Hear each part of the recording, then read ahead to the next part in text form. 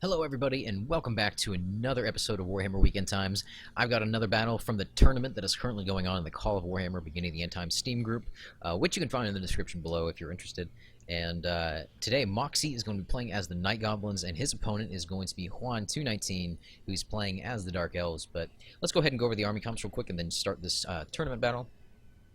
But Juan has, I think, 4 units of, or maybe just 3 units of Dark Shards in his front line, and then back behind them, supporting them, he's got 2 units of Dread Spears, and then 2 units of Bleak Swords, and then back behind them he's got 2 units of Reaper Bolt Throwers, and then he's also got 3 units of Black Art of Naggarond, 1 unit here, and then 2 on each flank. And then he's got 3 units of Harganeth Executioners as well, and then way over here for his cav, he's got 2 units of Cold One Knights. Over here for Moxy's army, he's bringing a horde army pretty much. He's got, I think, 6 units of Night Goblins, so he's bringing like 1,500 Night Goblins to the field. And then he's got like 4 units of Night Goblin Archers, so if that math is right, that's about like 1,004 Night Goblin Archers, which is a lot. Then over here he's got some more quality troops. He's got a unit of Man-Eater Ogres and then 2 units of Mercenary Ogres, and he's also got a unit of Hobgoblin Despoilers of the Darklands, and then he's got, I think, 6 units of Oglakan Wolf Boys. So while Juan is bringing a much smaller, more elite army, Moxy is bringing a very vast and horde kind of play style. But anyway, guys, Moxy actually deployed over here, and he kind of moved his troops up to more kind of frontally assault the Dark Elves. And it looks like, I think, Juan is going to kind of start trying to load his Reaper Bolt Thrower here. And it looks, thought these Dark Shards were getting ready to fire, but they are not. But he's loading his Reaper Bolt Thrower, and these take forever to load. They do fire 6 ballista shots per Reaper Bolt Thrower, so that's quite a few that come out of those, and they do a lot of damage. But it does look like Moxy is going to start moving up the rest of these just horde of Night Goblins upward to start the engagement against Juan0219, but he's going to be moving his line up and then moving the bowmen back behind them. Now, the Night Goblin Archers, they don't have, like, traditionally, like, the same attack that that most archer units do. I think they only have like 4, which isn't very much, but considering there are so many in a unit, they make up for quantity what they lack in quality. But it does look like over here, I think, yeah, the Dark Shards are going to be firing into these Night Goblins, and very quickly firing. And then way over here, we got the Cold One Knights engaging with the Oglakan Wolf Boys. This is going to be a really interesting engagement. They definitely have the numbers advantage, but the Cold One Knights are very strong. They're 2 HP, so they are, you know, very hard to kill. It does look like over here that Moxy is going to be firing in with more of his Night Goblin Archers, and we're going to see these guys give a full volley in just a second. Here it goes. They're going to fire, and it looks like most of their fire is going to be directed at this single Dark Shard unit. Look at all these arrows coming in. Just from all sorts of angles, but the Dark Shards are going to get very close to these Night Goblins, and the Night Goblins are going to start charging in, and at that point he's going to be pulling back his Dark Swords past his Spearmen and his Bleak Sword line. But in come the Night Goblins against these very elite units. Well, I guess Dread Spears aren't the elite of the elite, you know, for the Dark Elves, but a lot of the units that the Dark Elves can bring are pretty elite. So he's going to be charging in that unit there, and then charging in another unit of Night Goblins.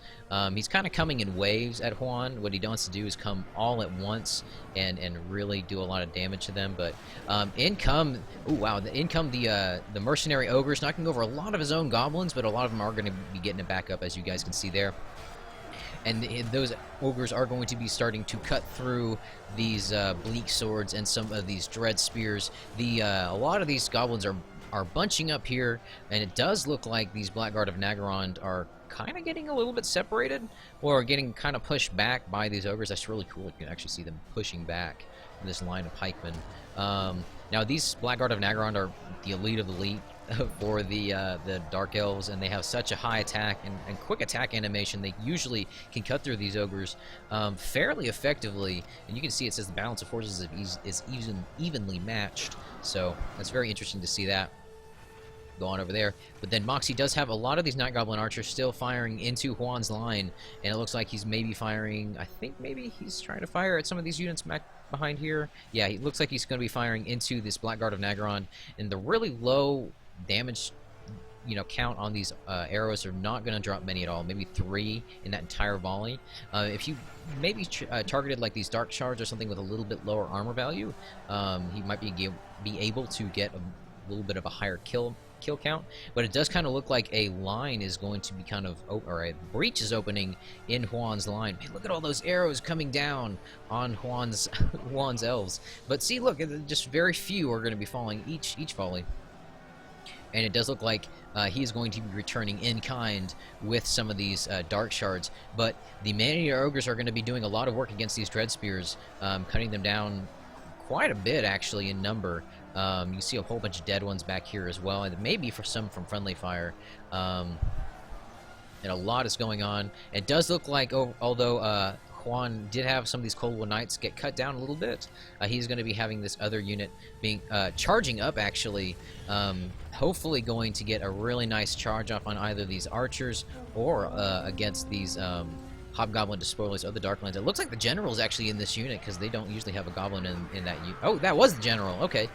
They usually don't have Goblins in, the Hobgoblin unit, but it does look like a lot of these guys are going to carry through with that charge, and then back up behind them, these other Cold One Knights are going to be reinforcing their brethren in melee, and this is going to not really cause them to rout. Some of them are going to be a little shaken, but they are going to be pulling out their spears to engage in melee, and they're no longer going to be firing into his Blackguard. And then Juan's going to be doing something really interesting here. He's actually going to run his cav through these, not really try and kill him, because there's a lot he'd have to kill, and start engaging these guys in melee combat, so they're not going to be able to fire, and he's just going to kind of run his cav through there, and this is going to give him a good opportunity to either cycle charge or get some good hammer and anvils off on anything that, well, I guess there's not really any, I was going to say, any Night Goblin units that are left over here. Now Juan is going to send some of his Bleak Swords up that were no longer engaged in melee combat over here, so a line has opened up, but there's not really an opening for Moxy to push more troops through here. He does, although Juan does still have some of his Blackguard of Nagarond, he does still have some of these Dark Shards and Harganeth Executioners, and I think at this point the battle is going to kind of start swaying in Juan's favor. He's definitely killed and routed some of the Night Goblin Horde units, and them coming in so many in a unit, if he routs one that's still 200 strong or however many are left in that unit, that's a lot of Night Goblins that he does no longer have control over.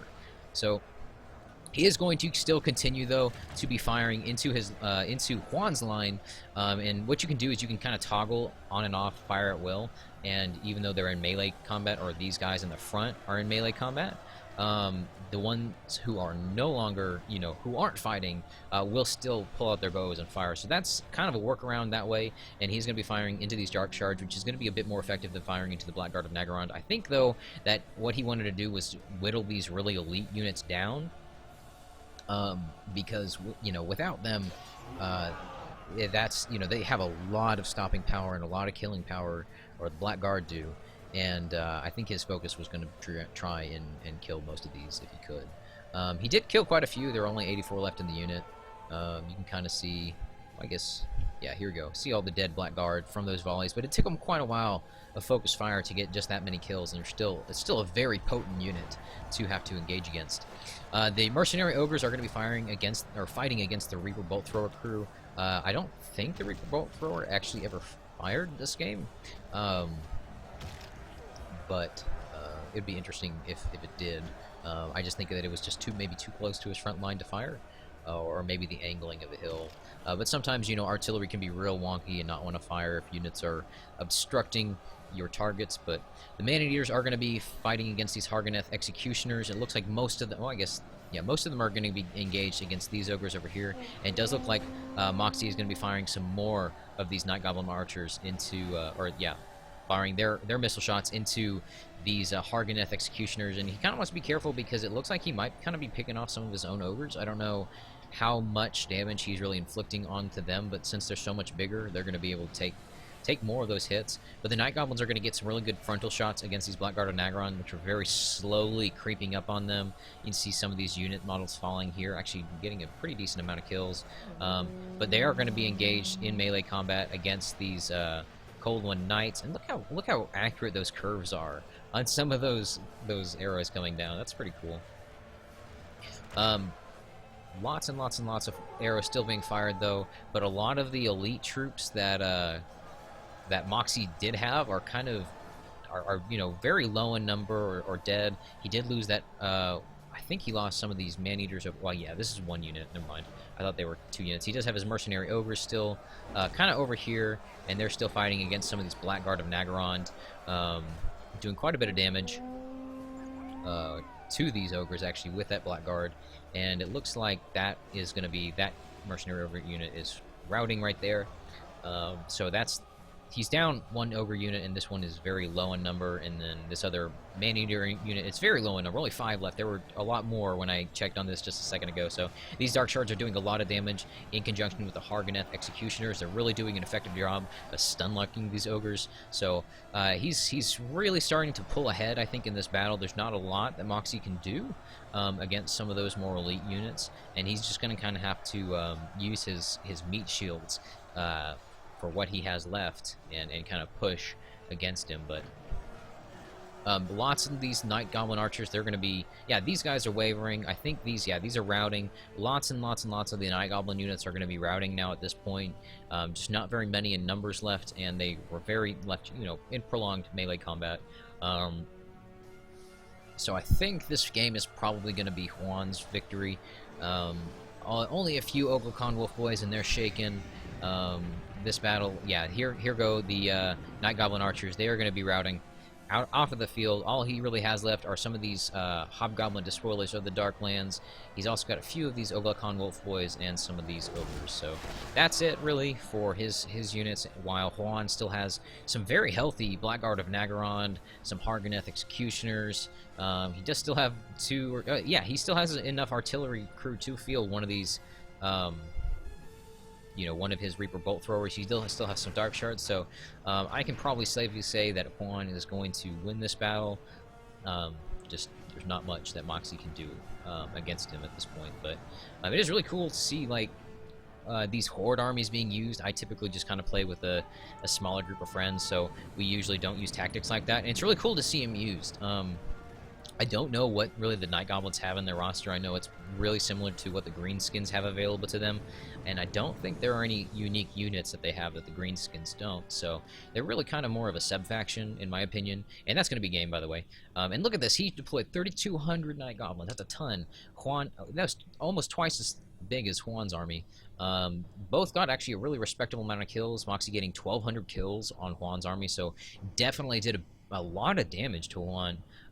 Let's go ahead and look at the kill count for Moxy's army.